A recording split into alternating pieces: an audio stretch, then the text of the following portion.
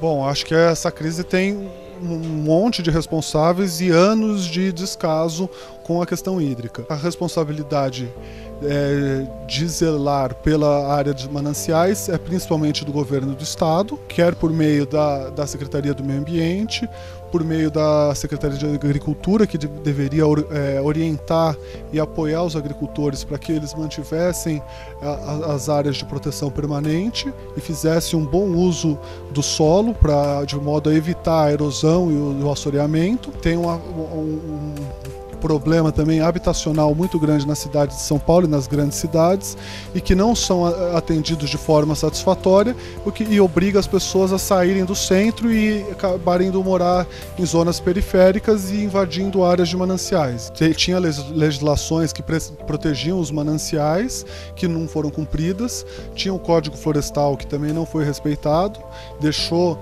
que fossem desmatados quase todas as APPs dos mananciais, que aumentou a nossa dependência das chuvas. Então os mananciais diminuíram muito a sua produção de água e ao mesmo tempo diminuiu a sua capacidade de armazenamento. A crise se atribui a não escutar a ciência, a tecnologia e as leis ambientais que estão aí e não entram na prática, né?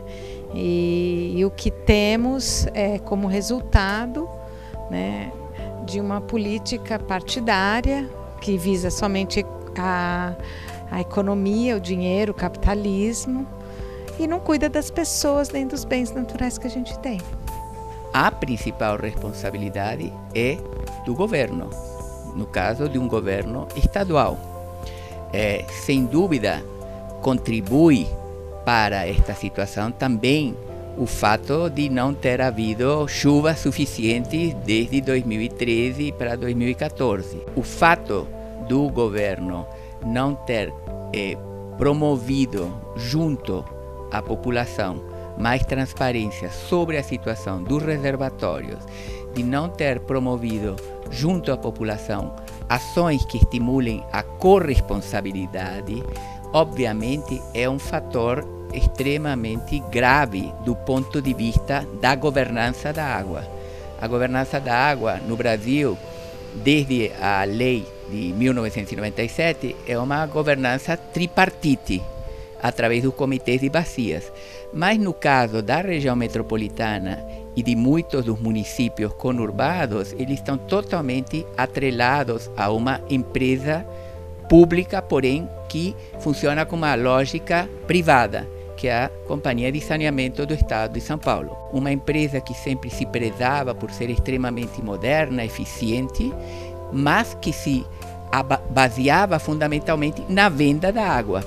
E quando você tem pouca água para vender, obviamente você começa a falhar como comerciante, não?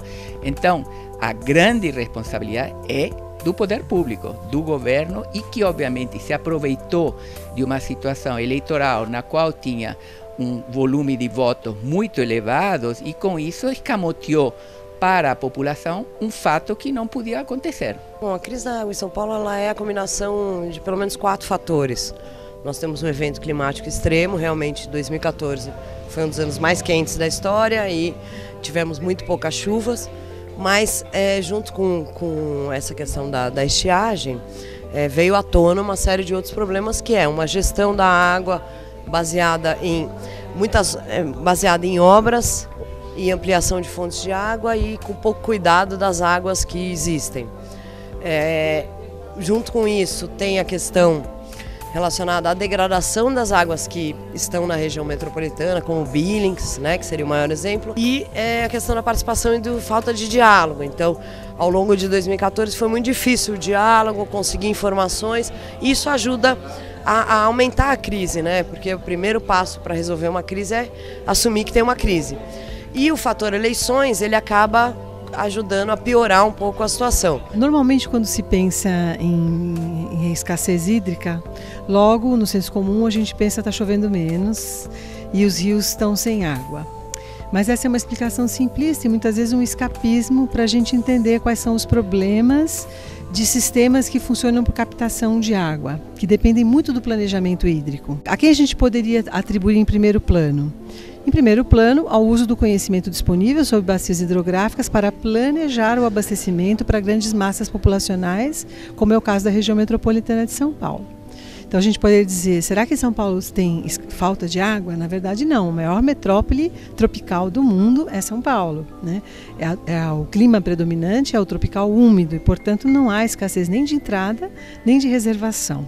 Nós temos uma grande densidade de rede hídrica que foi mal usada, que foi degradada e, portanto, não está disponível, e dependemos de planejamentos de grandes reservatórios, que é a opção técnica da empresa que produz água.